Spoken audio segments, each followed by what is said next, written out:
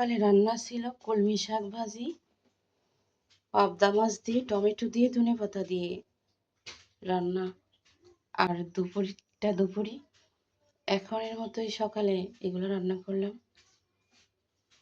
পাবদা মাছের তরকারিটা অনেক মজা হয়েছে, লবণ চেখে দেখলাম। অবশ্য আমি কখনো লবণ চেখে দেখি না, আন্দাজ মতোই রান্না করি। আজকে মনে হচ্ছে যে টক হয়েছে কিনা দেখার জন্য, তো দেখলাম যে না, টমেটোই সুন্দর টক আছে, আর তরকারিটা স্বাদও হয়েছে কিন্তু অনেক বেশি। আর শাক ভাজিটা দেখেন, যার যার পছন্দ অবশ্যই মনে হয় দেখলে খেতে মন চাইবে।